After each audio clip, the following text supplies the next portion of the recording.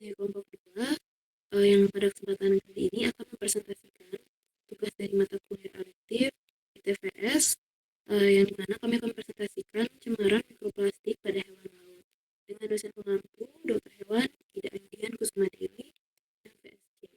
Bisa di next slide. Izinkan kami untuk memperkenalkan anggota kelompok 2 terlebih dahulu.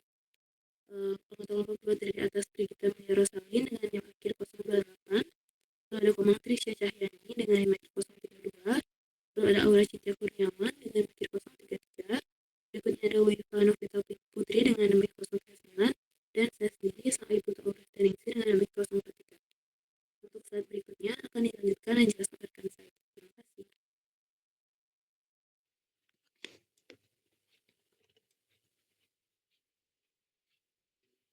Baik, selanjutnya adalah bagian pendahuluan. Jadi mikroplastik ini merupakan partikel plastik berukuran 1 mikrometer sampai 5 mm yang kini ditemukan di seluruh ekosistem air. Pada setiap tahun, 4,8 sampai 12,7 juta ton sampah plastik masuk ke laut akibat aktivitas manusia seperti industri, pariwisata, dan limbah domestik. Mikroplastik mudah terdispersi karena ukurannya kecil, memiliki sifat fisik hingga kimia yang beragam, serta non-biodegradable sehingga tidak dapat terurai secara alami. Untuk hewan laut, dari zooplankton hingga predator puncak dapat mengkonsumsinya sehingga terjadi akumulasi dalam jaringan hewan, kemudian toksisitas, gangguan reproduksi, dan perubahan pada ekosistem. Mikroplastik juga dapat membawa polutan lain seperti logam berat, polutan organik persisten yang beracun, dan pewarna sehingga meningkatkan resiko toksik. Fenomena ini menjadi ancaman serius bagi keberlanjutan ekosistem laut dan kesehatan manusia melalui konsumsi makanan laut seperti seafood. Next slide. Untuk karakteristik dari mikroplastik ini berukuran 1 mikrometer sampai 5 mm, umumnya dari 0 sampai 500 mikrometer. Untuk bentuknya ada serat, fragmen, film, dan pelet. Untuk warnanya umumnya berwarna biru, putih, hijau, dan transparan. Kemudian untuk komposisi polimernya ada dari polyethylene, polypropylen, polyvinyl chloride, polysisterin, dan polyurethane. Kemudian untuk surface properties ini dapat meningkatkan mineral, pigmen, dan zat kimia lain sehingga meningkatkan toksisitas. Untuk karakteristik ini dapat disimpulkan dapat menentukan distribusi, peluang termakan organisme, dan persistensi di lingkungan laut. Untuk selanjutnya akan dijelaskan oleh rekan saya.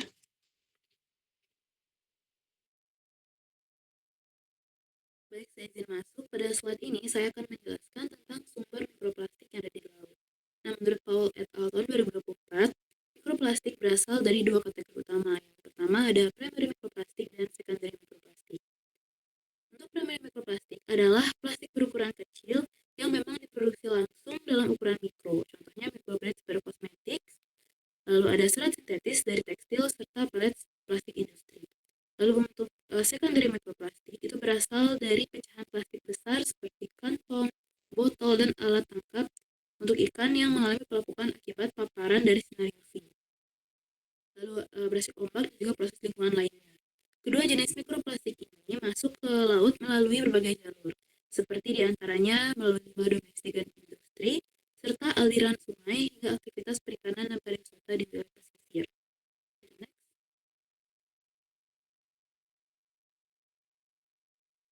Untuk berikutnya, saya akan menjelaskan mengenai bioavailabilitas dan biomagnifikasi mikroplastik.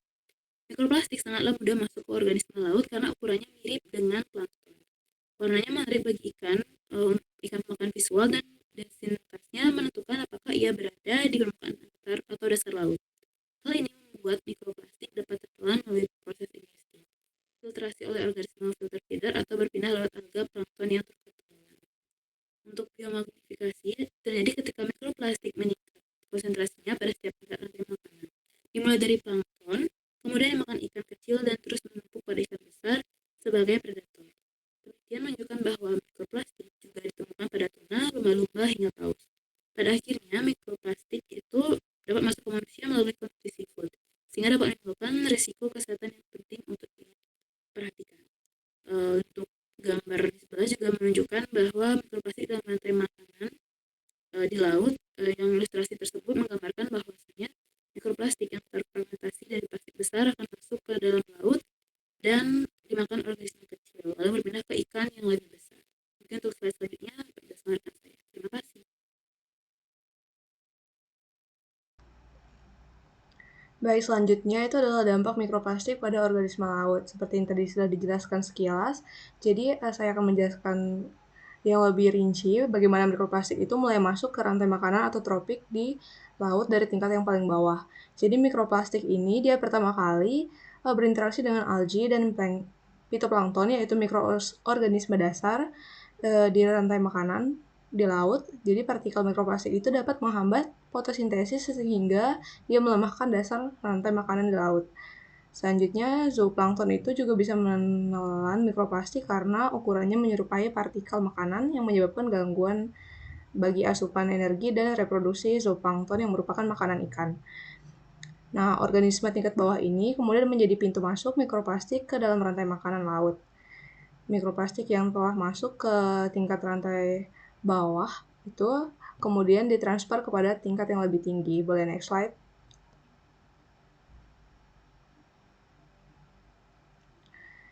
Nah, ikan itu dapat terpapar mikroplastik baik secara langsung maupun melalui konsumsi zooplankton yang menyebabkan mikroplastik sering ditemukan di saluran pencernaan dan insang ikan. Mikroplastik yang telah terakumulasi pada ikan kemudian dapat berpindah ke predator yang lebih tinggi seperti mamalia laut dan burung laut di saat mereka memakan ikan yang juga mengkonsumsi mikroplastik. Selain itu, mikroplastik juga bisa tertelan secara langsung karena disalahartikan sebagai mangsa oleh mamalia laut ataupun burung. Paparan ini tuh yang menyebabkan gangguan nutrisi, peradangan, hingga kematian pada mamalia laut. Seiring meningkatnya tropik, itu mikroplastik tidak hanya berpindah antar organisme, tapi juga mengalami penumpukan dan peningkatan konsentrasi melalui bioakumulasi dan biomagnifikasi yang sudah dijelaskan oleh rekan saya. Dan kondisi ini menjadi perhatian serius karena manusia berada pada akhir rantai makanan dan berpotensi terpapar mikroplastik melalui konsumsi ikan dan produk laut yang terkontaminasi lainnya. Selanjutnya dijelaskan oleh rekan saya.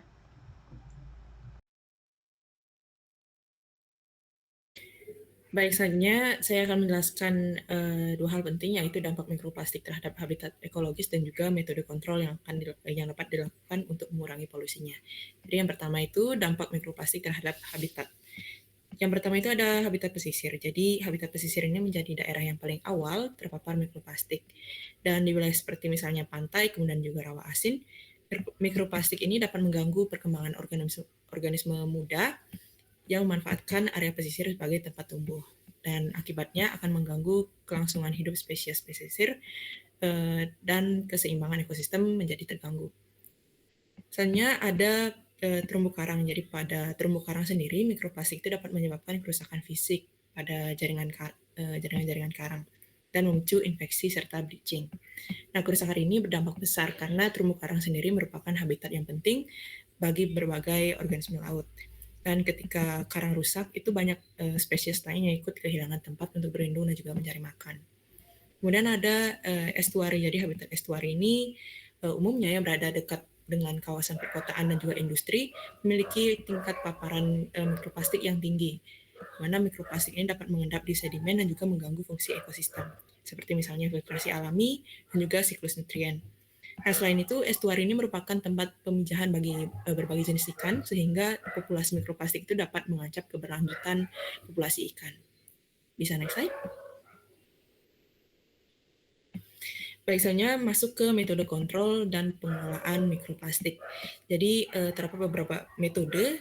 Yang pertama itu ada metode konvensional. Jadi metode konvensional ini merupakan upaya yang paling umum dilakukan seperti misalnya pembersihan pantai dan juga peningkatan pengelolaan limbah plastik.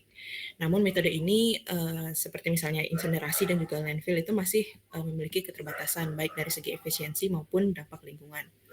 Selanjutnya itu ada advanced oxidation process. Jadi biasa disingkat dengan AOP. merupakan pendekatan yang lebih modern, di mana metode ini menggunakan UV, kemudian ozon ataupun hidrogen peroksida untuk memecah polimer plastik menjadi molekul yang lebih sederhana. Dan pendekatan ini lebih efektif dalam mempercepat degradasi mikroplastik di lingkungan perairan. Selain itu ada biodegradasi mikroba. Jadi penelitian mengenai penggunaan mikroorganisme ini sebagai agen biodegradasi itu juga sudah berkembang pesat, di mana mikroba tertentu itu dapat menghasilkan enzim yang dapat memecah mikroplastik menjadi partikel lebih kecil. Walaupun menjanjikan, efektivitasnya sendiri itu sangat dipengaruhi oleh kondisi lingkungan. Dan yang terakhir itu ada kebijakan dan juga regulasi, di mana pendekatan teknis itu harus diimbangi dengan kebijakan yang kuat. Contohnya seperti pembatasan plastik sekali pakai, kemudian penerapan extended producer responsibility, dan juga kerangka kerja internasional seperti misalnya UN Global Plastic Treaty 2022. Nah, regulasi ini akan membantu menekan produksi plastik serta mendorong inovasi material yang lebih ramah lingkungan. Untuk penjelasan selanjutnya akan dijelaskan oleh rekan saya. Baik, terima kasih atas kesempatannya. Pada kesempatan kali ini saya akan menjelaskan mengenai isu terkait mikroplastik dan juga One Health perspektifnya. Jadi konsep One Health itu menekankan keterhubungan kesehatan lingkungan, hewan dan manusia, dan hal ini terlihat jelas dalam isu mikroplastik yang kami angkat. Di mana untuk aspek lingkungan, dari mikroplastik ini tersebar luas di lautan, sehingga bisa dapat masuk ke rantai makanan, serta merusak plankton dan juga terumbu karang di sekitarnya, sehingga menurunkan keanekaragaman hayati. Kemudian pada hewan sendiri, baik itu pada organisme laut, itu dapat mengonsumsi atau terperangkap dari mikroplastik ini yang memicu gangguan nutrisi, kematian, dan juga paparan zat kimia berbahaya yang dapat mengganggu stabilitas populasinya. Dan pada manusia, mikroplastik ini kembali masuk melalui konsumsi dari seafood dan juga berpotensi untuk menyebabkan gangguan kesehatan akibat akumulasi plastik dan kontaminannya. Jadi dari perspektif One Health ini bisa dilihat bahwa dari lingkungan menuju hewan dan manusia, tampak jelas bahwa gangguannya itu apabila hanya berdampak pada satu komponen, itu nantinya akan berdampak kepada seluruh sistem, persis seperti prinsip dari One Health ini sendiri. Baik, untuk selanjutnya merupakan strategic action plan yang kami susun berdasarkan perspektif One Health ini sendiri. Mungkin yang pertama, yang paling penting yang dapat di-highlight adalah pendekatan One Health melalui kolaborasi lintas sektor, di mana sektor-sektor yang dapat turut itu bisa memulai dari ahli biologi laut maupun dokter hewan, dan juga dari kesehatan masyarakat, juga dari pemerintah hingga masyarakat pesisir untuk memantau dan juga mengelola ekosistem laut secara berpadu. Kemudian untuk konservasi perairan yang termitigasi juga perlu dilakukan, termasuk dalam perlindungan mangrove dan pengelolaan zona pesisir agar habitatnya tempat mampu menghadapi berbagai akibat dari perubahan lingkungan di sekitarnya akibat polusi, seperti cemaran dari plastik dan dampaknya berupa mikroplastik ini sendiri. Kemudian kampanye melalui edukasi juga perlu dapat dilakukan bagi sebagai lapisan masyarakat, di mana pendekatannya itu bisa dilakukan melalui media sosial untuk mendorong pengurangan sampah sekali pakai, di mana untuk pelaksanaan ini juga perlu adanya keikutsertaan regulasi pemerintah dalam menerapkan undang-undang dalam penggunaan atau alternatif plastik dan pengelolaan sampah plastik. Kemudian untuk pengembangan inovasi terhadap bahan-bahan yang dapat didaur ulang juga perlu dilakukan, seperti contohnya penggunaan biodegradable polymer sebagai solusi material yang ramah lingkungan untuk mencegah dan mengurangi sampah-sampah plastik itu dibuang ke lautan.